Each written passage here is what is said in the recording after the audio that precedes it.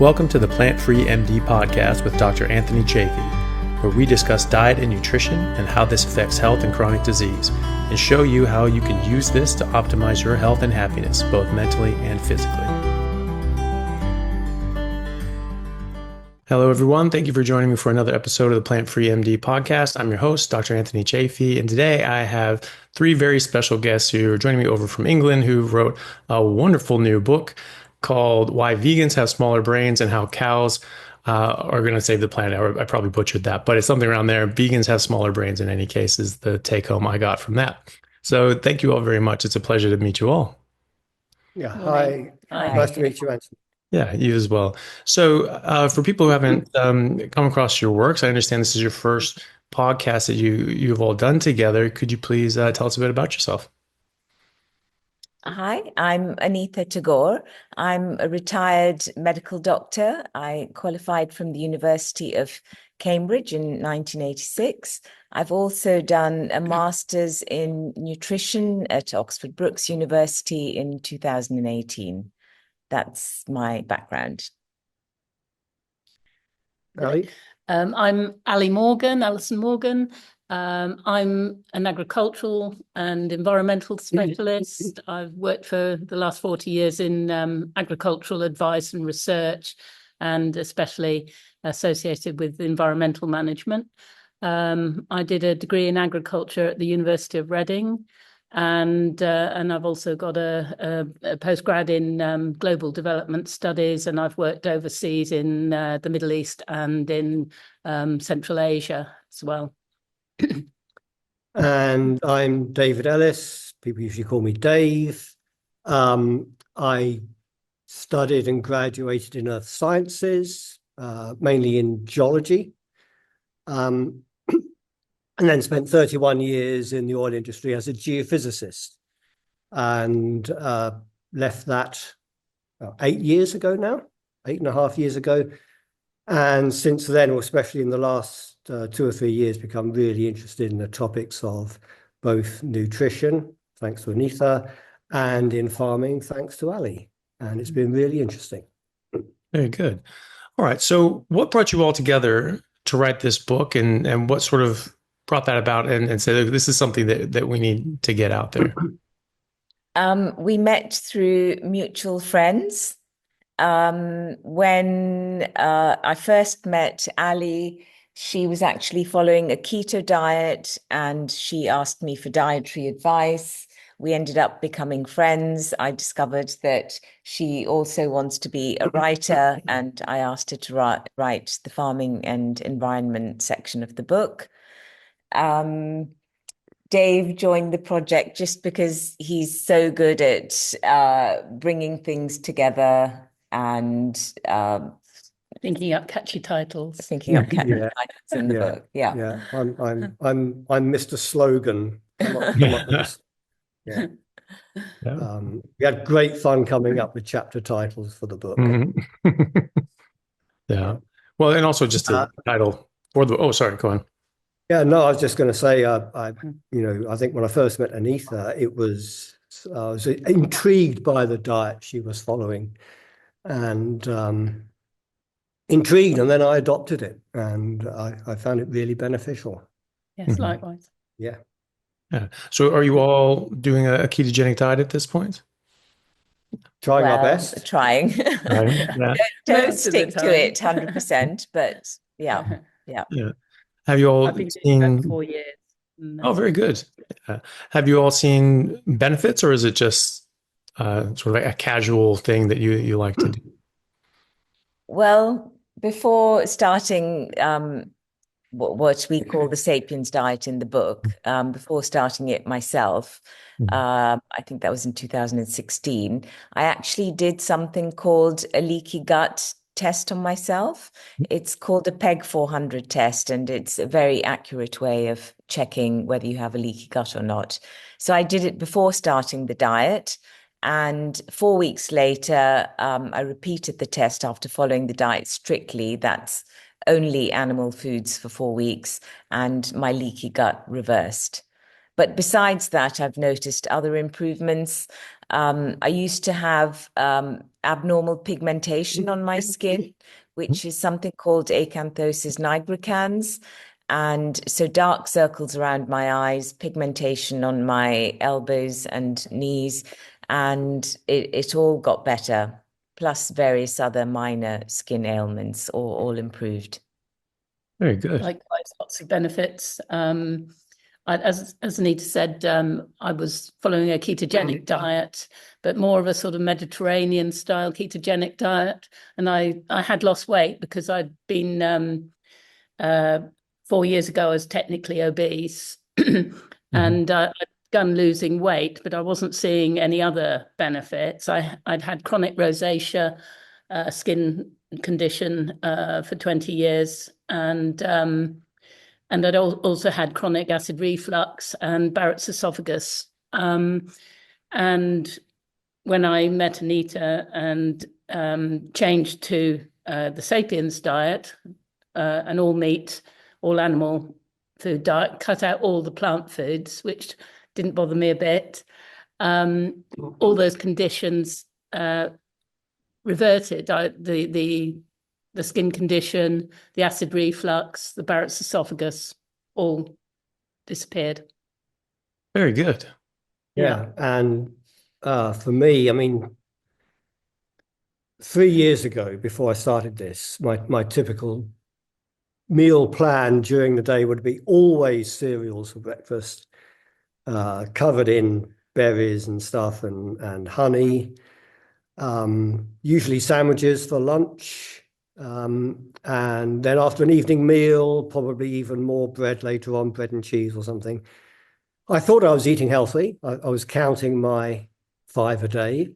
I was eating wholemeal cereals, wholemeal bread, and so on. I have a suspicion now, looking back on it, I think I was becoming gluten intolerant. Anita said, well, if you eat a beef burger, don't eat the bun. And I was horrified. But I tried it, and you don't need the bun. And well, what about the chips? Well, avoid them if you can, but try and cut out the carbs. For breakfast, instead of having cereals, have bacon, sausages, eggs, and so on. And I thought, well, that's easy because that's kind of Liver. And liver, I know. It's more of a traditional, British breakfast. So that was easy. What I noticed was that changing my breakfast from cereals to meat-based, my gut settled down and my insides, I felt much better.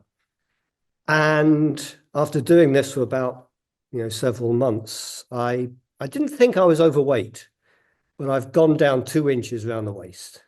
Great. So in a 32, 33-inch waist. And as I said, I don't think I was that overweight, but I've lost that kind of slight pot belly.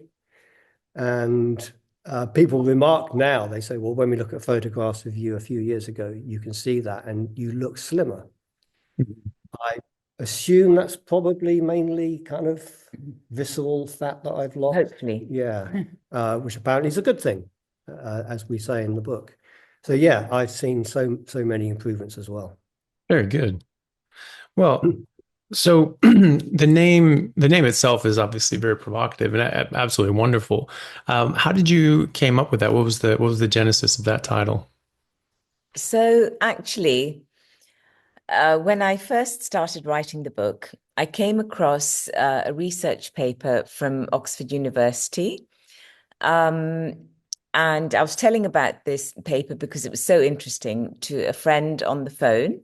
And I said, what this study shows is that they've followed a group of middle-aged and elderly people over 5 years. They've noted what they eat. They've done blood tests to look at various markers, and they've done brain scans at the beginning and end.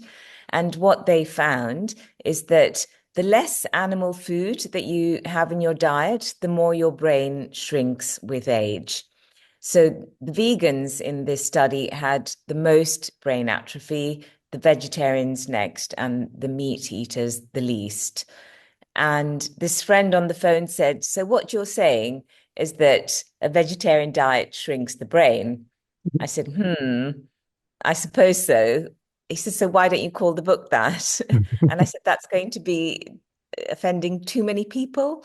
Mm. So then I changed it to why vegans have smaller brains, because We decided we wanted the attention. and we want the attention. Yeah. Well, you'll get it. I actually refer to that study. I'm sure the Oh, 2008. you know it? I do. Yeah. If there's one that I Yes. think of as 2008. Yeah. Yes, that's it. Yeah. Yeah, because it relates to B12 as well, and actually quite Yes, significantly lower levels of B12. And so that's it. when I have patients that come in that have comparable levels of B12 and they're not really feeling that well and they have a lot of brain fog, and I can show them that and show them a study and say, well, you're not really in good company here with your B12 level that low. Even though it's in the normal range still, I would definitely think that would be outside of that. No, but yeah, absolutely love that. I was thinking that was probably the study you were talking about. But there are also studies on babies Mhm. who've been breastfed by vegan or vegetarian mothers Mm. who also suffer brain atrophy. I don't know whether you've come across those. Don't know if I There are studies. have those specifically, but I've seen certainly developmental ill effects from vegetarian vegan diets at an early age. So Yeah. there are some studies which actually show brain atrophy in babies Right. been breastfed by vegan mothers. Mm. And if you pick up the brain atrophy early enough, usually within the first 6 months, and you give them B12, the atrophy can be reversed completely. But if you don't catch it in time, they suffer permanent brain damage. So it's not just middle-aged and elderly people, it's babies as well. Scans that show brain atrophy That's with the very vegan. sad. Is it just a matter of some of the nutrients that you may be lacking? So if people were to supplement, just giving them B12 or something like that, or is it more than that? Are they requiring more out of the meat and maybe less of the different things that they're eating to Do you mean regrow? generally or in the young children? In generally, but in the children, are they able to reverse it with just some supplementation, or do they have to From the overhaul the from the diet? studies that I read, it was reversing it with just B12 in the Okay, babies. right. Yeah, so it's In significant. general, But in general, we would there we are wouldn't. other nutrients as well. Why supplement if you can just fix your diet? Absolutely. The argument being, of course, well, why fix your diet if you can supplement? That's what the vegans will say. Well, I can take B12 and so that's fine. But I think there is certainly a lot of other things that we are missing: choline, DHEA, or DHA, EPA, cholesterol. Your brain's largely made out of cholesterol. And there was a study I came across recently. So we're publishing a case series with people who have recovered from multiple sclerosis with a heavily ketogenic carnivore diet, a plant-free ketogenic diet. And and so we came across some of these other studies. One was specifically showing that dietary cholesterol improved regrowth of the myelin sheath on MS patients specifically. So you need these building blocks, and you can certainly grow a brain, but are you optimally growing your brain? Are you optimally maintaining your brain? And I would think not. I mean, we look at the average cranial capacity prior to agriculture and directly afterwards, and this may be something that you guys address, that it shrinks significantly for both men and women, and it's not something that takes hundreds or thousands of years. It's very sharply delineated. Did you all look into that as well? Can I, before we carry on, I would really like to say that we have nothing against vegans. We don't Sure. wish to vilify them. Yeah, of course. I've been on the other side of the fence myself. I was vegetarian when I was a teenager. My youngest child has been vegetarian for the last 11 years. We're just trying to help people. I just 100%. want to get that out of the way.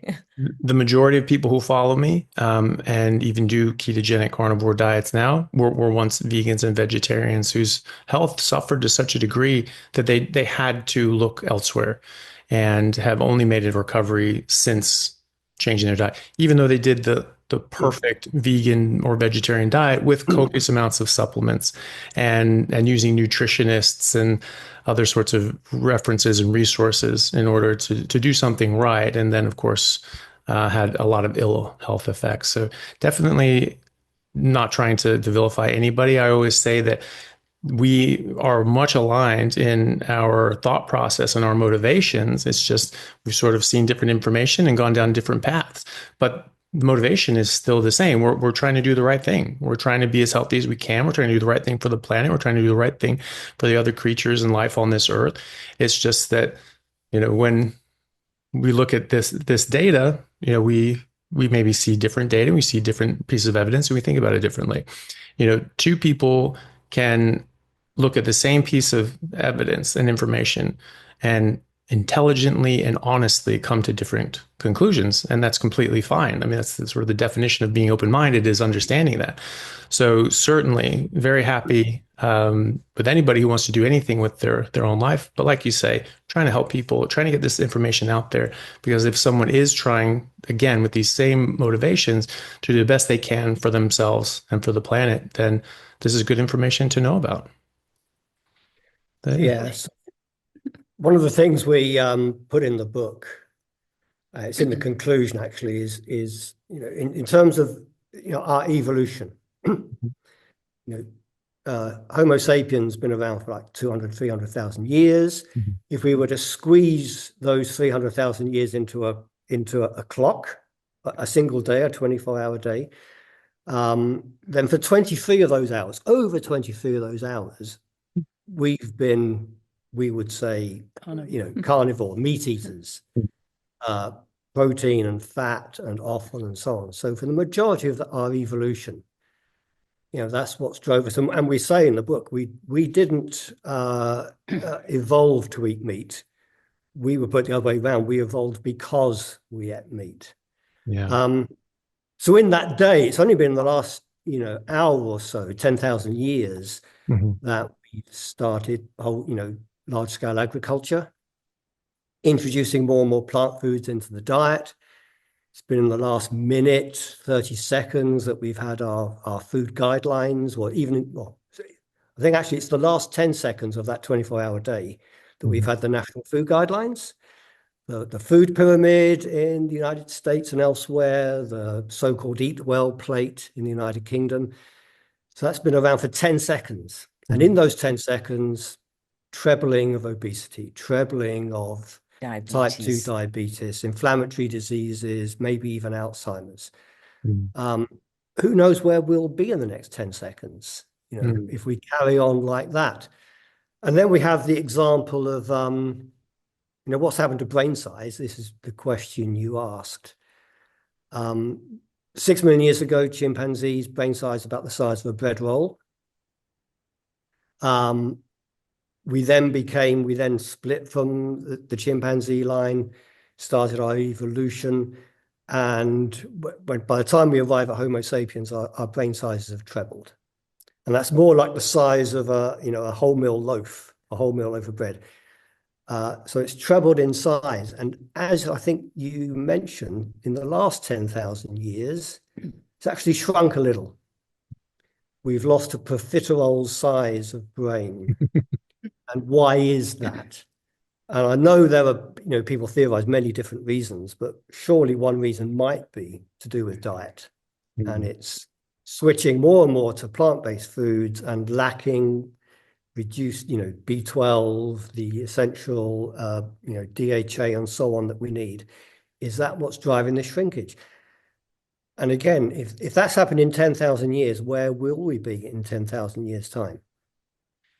Will that brain shrinkage increase? The other thing that, from my point of view, that makes so much sense with this is my background in animal agriculture, and agriculture as a whole, but animal agriculture and a lot of animal nutrition and so on, is that in the animal world, every species of animal is adapted to a particular diet, quite specific. Herbivores don't all eat just grass. Giraffes browse, goats browse, and they have a specific diet. And the only animals that you see getting sick are our domesticated pets and livestock that are eating the kind of diet that we're eating, with grains, a lot of grains and vegetable matter in it. When they, so for carnivorous animals like dogs and cats, they're all getting obese and diabetic and having heart disease and arthritis and all the things that we're getting.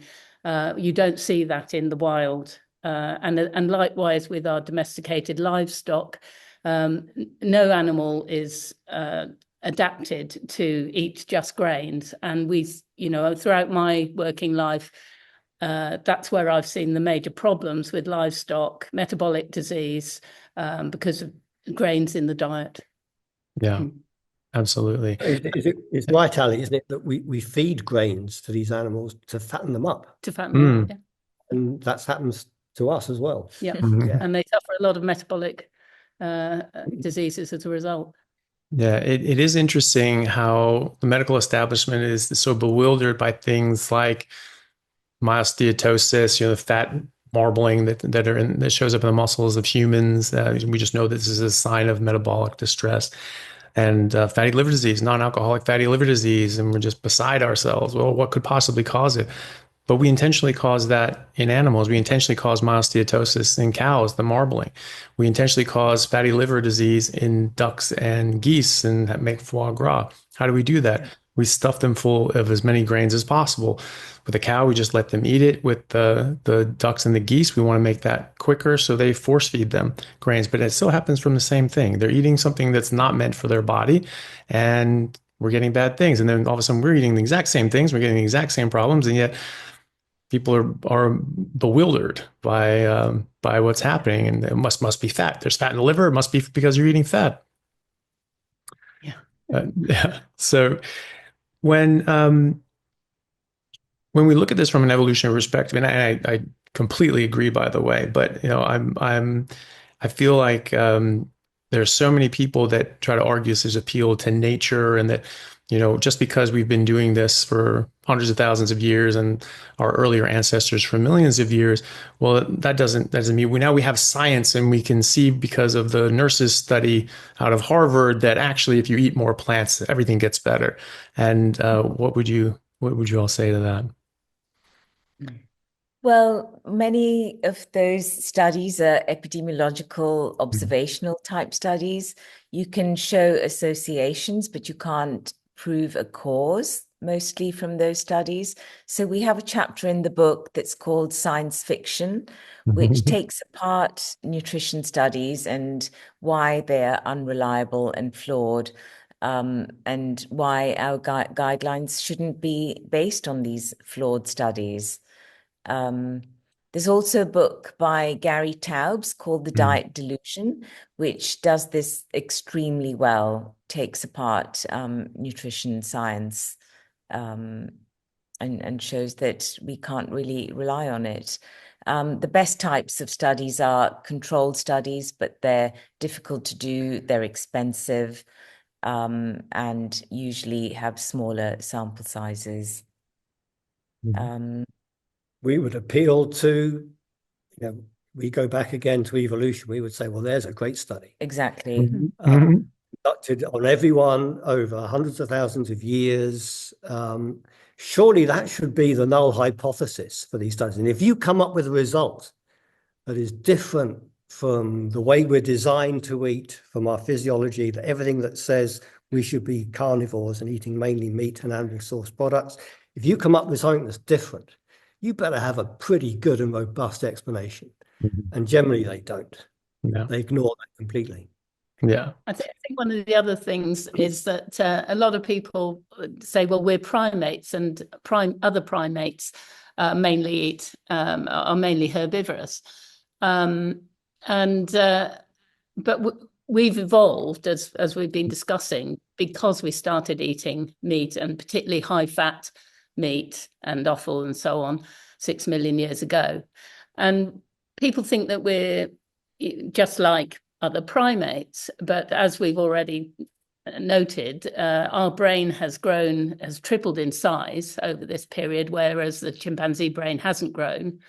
And the other difference is the difference in our guts, our gastrointestinal tract, that our gut has changed dramatically and is really no longer adapted to eating plant foods, and because it's a compromise between growing a large brain and reducing the gut, which is also very energy demanding, in order to enable that brain growth. And because we've been eating these nutrient-rich foods, meat and fat and offal, for so long, that has enabled us to fuel that brain growth. And we haven't needed the kind of gut with the large intestine that the apes have got.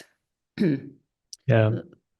And just from a functional perspective, we don't break down fiber, and well as the great apes, they do. Hindgut digesters, they have a elongated cecum. We have an appendix, it's much smaller, and they have fiber can pack in there and ferment and release or produce as a result of the bacteria short chain fatty acids, and then bacteria die off and get absorbed as protein. That's a very involved process, and they get a lot of nutrition from that. And we simply don't have that capability. I see a lot of people say, well, our guts are so long, and that's like an herbivore. I was like, well, they're actually not all that long. They've actually shortened significantly. And our small intestine is longer comparatively than our large intestine, which is typically the other way around. With herbivores, it doesn't matter what it looks like. It doesn't matter if it was, just a hockey stick with a bunch of bags hanging off of it. It does not process fiber in plant tissue. Like we don't even have the enzymes to release a lot of the nutrients, the different vitamins and minerals, and this low bioavailability. I mean, I think that is, to your point, proof positive that we are not designed to eat these plants, because we do not have the enzymes and biological capacity to process these plants through engineering and technology and fermentation and cooking and other sorts of techniques that we've developed. We can do that. But the fact that we have to do that shows very clearly that we're not designed to do that. We're not evolved to do that, I would think. Yeah. So we have a chapter in the book called Fiber, a Natural Junk Food. Nice. Yeah. Well, tell us about that. Tell us about your views on fiber. Well, it's not a nutrient for humans. We don't need it. Studies show, the thing with fiber is that many people think that it reduces your risk of bowel cancer. But if you look at all the studies overall, the evidence doesn't really support that clearly. There are some studies that show, usually observational type studies, which show that fiber might reduce the risk, and others show that it actually increases the risk. But if you look at controlled trials, there's no benefit for fiber and bowel cancer. And the other common myth with fiber is that it reduces constipation. But there's also a very good controlled study done in Singapore, which shows that cutting out fiber completely from your diet actually alleviates constipation. And the author of that study likened it to a traffic jam. If you have a traffic jam with lots of cars and you're adding more cars to it, that's going to make the situation worse. It's the same with constipation and fiber. Adding more fiber just makes it worse. Yeah.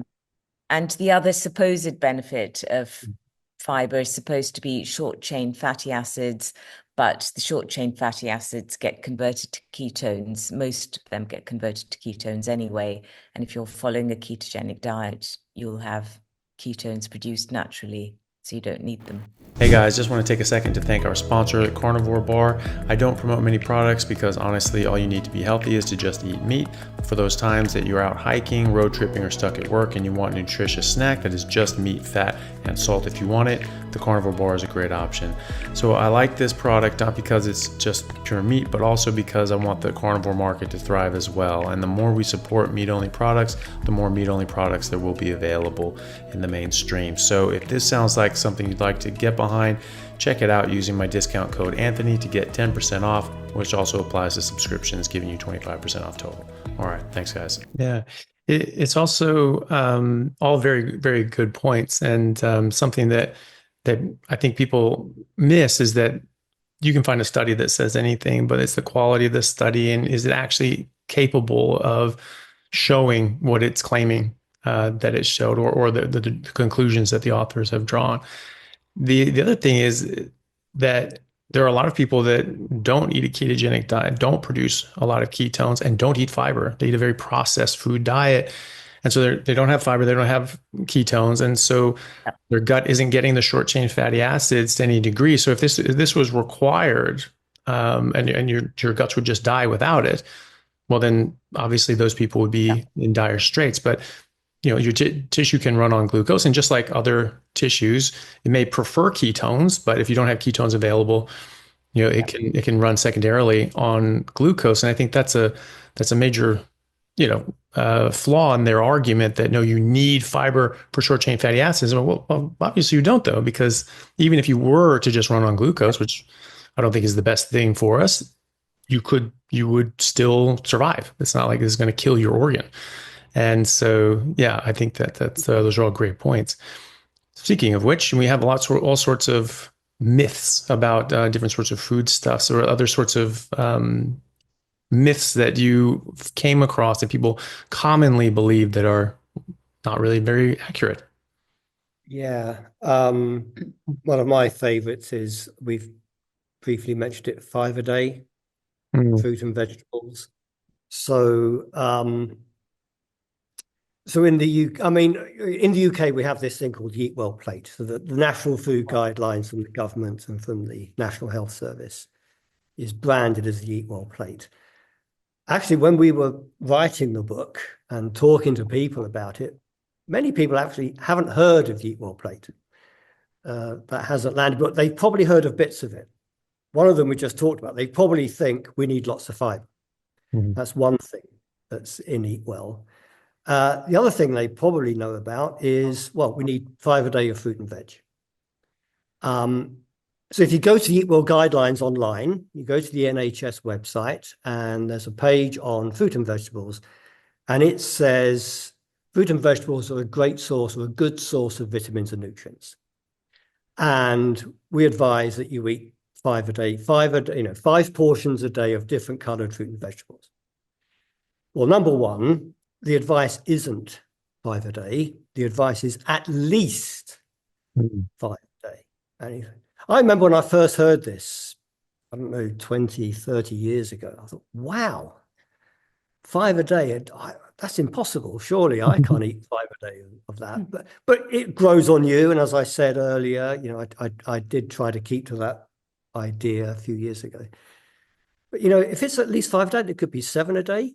Could be 10 a day. I don't know. If you say for an adult, 7 portions a day of fruit and veg, that's 50 portions a week. For a family of 4, that's, 2 adults, 2 medium-sized children, that's 150 portions of fruit and veg a week. And I think to myself, something that a family has to eat 150 times a week can't be a good source of nutrition. It's a case of quantity rather than quality. But you stay on the Eat Well guidelines, go to the advice page for vegans. And the advice page for vegans, there's a list of bullet points. And one of them says, for a healthy vegan diet, have fortified foods and supplements to provide the vitamins and nutrients that are hard to obtain on a vegan diet. And it lists some of them: vitamin D, vitamin B12, selenium, iodine, calcium, iron. He's like, hang on a minute. One page you're saying fruit and veg are a good source. On this page, you're saying, maybe not. So they contradict themselves. Is fruit and veg as good as we all think it is, or used to think it is? The other thing is that it's actually very expensive to buy that much fruit and vegetables. So what we've done in the book is compare the nutrition that you get from what a typical family of 4 would need in a week, and cost it with getting the equivalent nutrition from just a few hundred grams of liver. And the price difference is enormous. It was £30 for a basket full of fruit and veg. That's a mixture of fresh fruit and tinned fruit, fresh vegetables and frozen vegetables. We weren't picking the expensive stuff. It was £30. If you did pick the expensive stuff, organic, it was £77. But if you threw those baskets away, replaced it with a few trays of liver, £10. So more nutrition for a third of the price. And that liver never gets mentioned on any of the guidelines. Yeah, I mean, come on. Yeah, if we're being serious here, then we should be including. There was Public Health England came out with something 6 or 7 years ago saying, we're very worried, says Public Health England, that people are not getting their 5 a day. What do? We redesigned the logo so that people can make better informed choices. They don't need a logo, can't eat a logo. No. Why aren't you recommending they try adding liver to their diet? If you're so worried they're not getting their nutrients, why not try some liver? It doesn't occur to them. Yeah, or they're just actively trying to avoid it. And I'm sure that may not even take into account bioavailability. I'm sure in its raw form, you put it through a mass spectrometer, it's got all of those minerals and so on. But, is that actually available to us? For example, on the back of a packet of carrots, it says it's a good source of vitamin A, but actually carrots don't have any vitamin A, and you have to convert the beta carotenes in the carrot to vitamin A, and that's not done efficiently in half the population because of their genetic makeup. It's just... And it's not done efficiently. It's not digested in the absence of fat. And of course, all these diets that we're told to eat are meant to be low-fat diets. Well, you ain't going to get your beta-carotene absorbed, which means you're not going to get there was one study that estimated 11% on a low-fat diet. You might only absorb 11% of the beta-carotene. So you go to the salad bar and you start packing in the raw carrot into your plastic bowl or plastic tray, thinking you're eating healthily. You're probably not. You're not getting a fraction of the benefit. You're much better off getting it bioavailable from stuff like liver and so on. I actually my father told me about this, my parents in general, that whole idea that you should eat carrots because it's so good for your eyesight because of the vitamin A and the beta carotene, that the origin of that was what they said was World War II. And they said, well, pilots are eating a lot of carrots and that gets their vision better. So they sort of put this out there to the public, knowing that the German spies would pick that up because they'd actually come up with new radar technology and they could actually see the German planes, the Luftwaffe coming from hundreds of miles away. And they're like, oh, yes, our pilots' vision is just so amazing. We can just see them in the dark and all this sort of stuff. And it stuck. I mean, I was told that as a child, you should eat carrots because it makes your eyesight better. And it makes your night vision better, and that was it. And so it's so funny that we have these things and these sayings that they came from nowhere. And the food pyramid, I mean, that was just completely fabricated. Or like you said before, you want at least 5 a day of multicolored fruits and vegetables. And it's like, I'm sorry, what were the nutritional benefits of yellow again? Was that? So it's so funny. But we've got the RAF story about carrots in the book. The other one that we find amusing is Popeye and spinach. Of course, spinach and Popeye. So 1930s, dietary advice from American cartoons may not always be a good idea. Especially when the decimal point is in the wrong place. Yeah. How much Iron is in spinach was overestimated 10 times because someone Yeah. put the decimal point in the wrong place. And it's not even the best kind of iron. It's not. And Exactly. it's not heme iron. Yeah. Mm. Yep, easily absorbed. I remember watching Popeye as a kid and always, eats the spinach. I'm strong to the finish because I eat some spinach. And I remember thinking, I was like, yeah, I'm not quite there yet. I don't think I'm gonna do it. And I wanted to be, strong like Popeye, but I'm like, yeah, I'm gonna try this another way. It's just can't do that. But it is very funny that we see that. I suppose the vegans and plant-based people would say that we're appealing to nature. And I would say we're really just appealing to common sense. I mean, we're seeing these things. It's very straightforward. It's not that you don't. I mean, where are the randomized controlled trials to show that parachutes work? Right. But you can see with your eyes that there's something very glaring in front of you. And if I look at two populations and, I mean, this is in every anthropology textbook that pre-agricultural societies alive right now, they don't have chronic diseases and heart disease and cancers and diabetes. And yet we're blaming this on a heavy meat-based diet, which they are on. They get accidents, injuries, those sorts of things, and infectious disease. Those are the main things that they are afflicted with health-wise.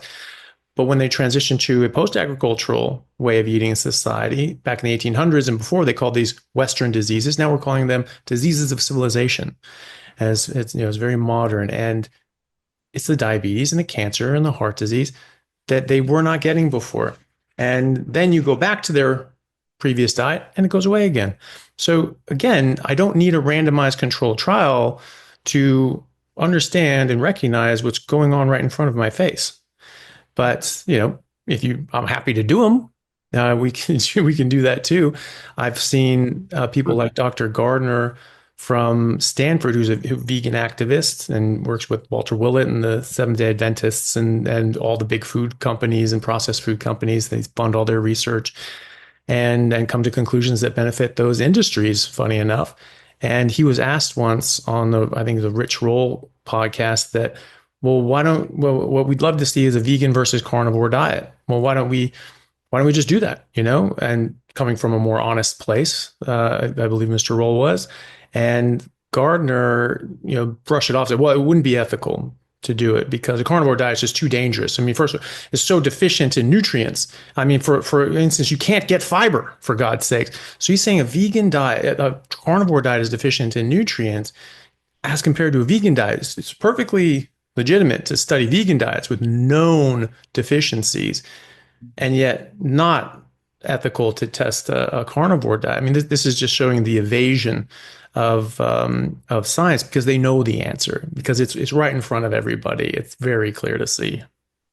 Hey everyone, really happy to announce a new sponsor for the show and for everybody down in Australia, Stockman Steaks, who are delivering high quality grass-fed and finished pasture-raised beef and other meats, flash frozen and vacuum sealed to your door, something that I've been enjoying a lot of myself recently as well. They also have a great range of specialty items such as high-fat keto mince and carnivore beef and organs mince with liver, kidneys, and beef heart as well. So use code Chaffee today for a free order of beef mince or another specialty gift along with your order at stockmansteaks.com.au, and I'll see you over there.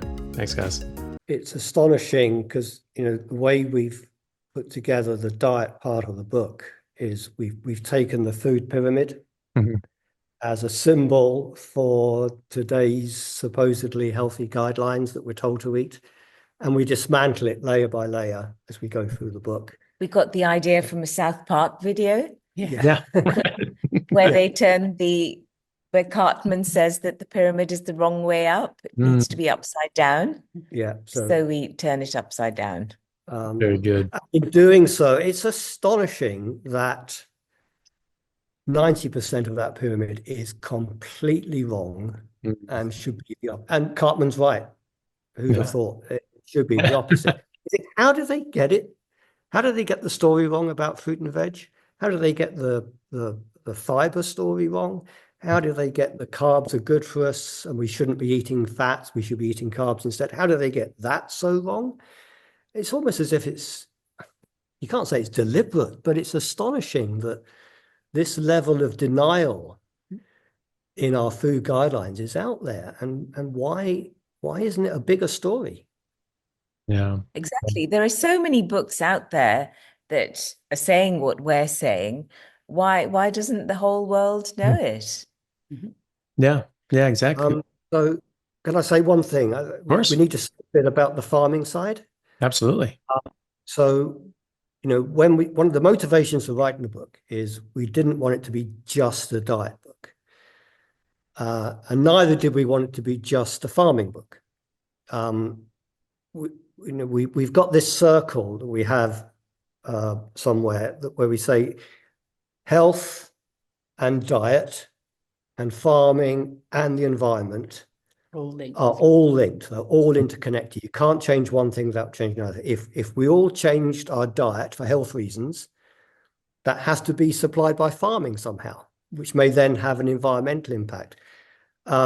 So, you read diet books, you see dietary articles in the press, in the media, online, say, eat this, change your diet. There's one thing you can do this year, change this, eat this new superfood. And they dress it up as usually as health reasons, with no appreciation or thought as to, well, if we all did that, who's going to farm it?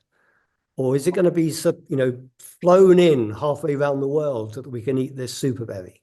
And likewise, farming studies that worry about the environmental impact of, say, methane, for example, they say, we should rearrange farming to do less livestock and reduce meat. Well, we would disagree, and we'll come on to that, I'm sure. We profoundly disagree with that. But if you're not going to be eating meat, what people are going to be eating instead? More plant-based foods, which means more carbs, which means more obesity, more type 2 diabetes, and so on. So the farming side's ignored what's going to happen on the diet and health side. So as well as there being a carbon footprint to worry about with what we eat, there's a health footprint, and that tends to get ignored. So the whole, section of the book that Al has been the main contributor to is all about how do we farm a healthy diet, and is it good for the planet? Yeah. And it turns out, fortunately, that the Sapiens diet that we're proposing, Pasture-reared livestock, pasture-reared meat and animal products, is not just a healthy diet, it's also good for the planet, good for people, good for planet. Yeah. Lovely. Which you need. I totally agree. It's all connected, and the same motivations that drive people in one direction or another. It's exactly the same. We all have very good intentions. It's just a matter of what we think is the best way to get to the same ends that we agree upon. I do want to definitely talk about the farming and the environmental side of things, because it's such an important topic. I just wanted to ask briefly your thoughts on things like vegetable oils, seed oils, those sorts of things, and grains. These are supposed to be the staple of our diet. And of course, you can get a study that says anything, but what are your opinions on things like seed oils that are supposed to be so-called heart healthy and so good for us? So the chapter on vegetable oils is called Just Stop Vegetable Oil. It basically is saying that there is no such thing as vegetable oil. All vegetable oils are either seed oils or fruit oils. They're an ultra-processed food. It requires a huge industrial process to produce them. We say that animal fats are better for us. They're the fats that we evolved with. They have the right ratios and amounts of saturated fat, monounsaturated fat, omega-3 and omega-6 fats. And we advise to stop eating vegetable oils completely, including olive oil, because even olive oil has a much higher amount of omega-6 compared to animal fats. So do you want to talk about the DHA conversion, all that kind of stuff? And then there's essential fats and non-essential fats. There are two essential fats which our bodies can make from plant fats, but the conversion is very inefficient. And if you have a high amount of omega-6 fat in your diet, which is what all vegetable oils contain, that conversion is rendered even more inefficient and can even be shut down completely. So yeah, we have a whole chapter on why we shouldn't be eating vegetable oils and how bad they are. And because they're unsaturated, they're unstable, is that right? Yes. So the other downside of omega-6 and omega-3 fats is that they're less stable compared to saturated fat. They become rancid more easily. They cause more inflammation in the body. And in the 60s, corn oil, which is the highest in omega-6 fats, used to be used to induce cancer in animals.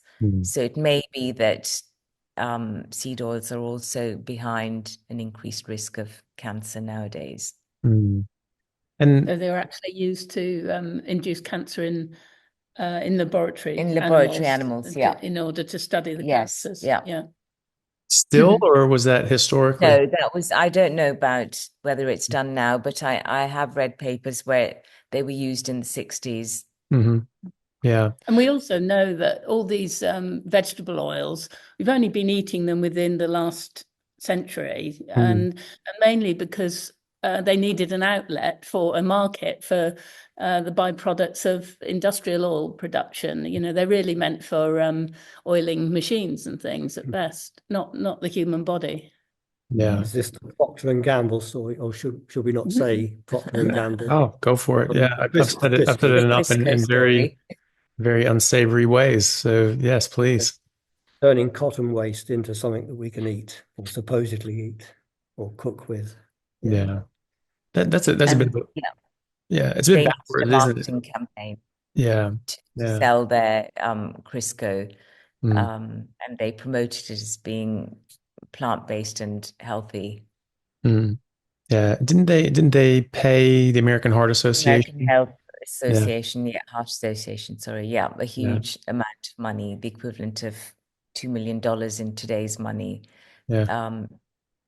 Maybe $20 million. I think it was like 1.7 million, 1.3 or 1.7 million, like in the 50s, and that sort of an equivalent of like 20 million. So yeah, massive sum of money to say this. Yeah. So no conflict of interest there. Absolutely. And it's funny, we say, well, we trust institutions like the American Heart Association, which is a private institution. There's nothing special about it. But their origin really came about because of that infusion of money, and that launched them to national prominence, and they were able to become the AHA that we know today. But they were compromised from day one. So how are we supposing that they weren't compromised later, or immediately later, or distantly later still? Who knows? I mean, they were willing to do it then. Presumably different people are running it now. However, people that think a certain way hire people who think a certain way and perpetuate an organization in a certain way, potentially. But either way, exactly, we have to look back historically and say, well, that's based on, a bribe and fraud. And so we have to throw that out and start over again. I did wonder about, or want to ask you about, the different sorts of omega-3s and omega-6s. The omega-3s in plants would be different to the omega-3s we find from meat, which are typically the ones that we need. So needing things like DHA, EPA for the omega-3s, the animal-based ones, and then the arachidonic acid from, which is our omega-6 in meat or animal products. But then it's linoleic acid is the omega-6 in plants, and ALA, that's the omega-3 in plants as well. And things like flaxseed say, well, this is how you get your omega-3s is ALA. And like you said, there's a very low conversion.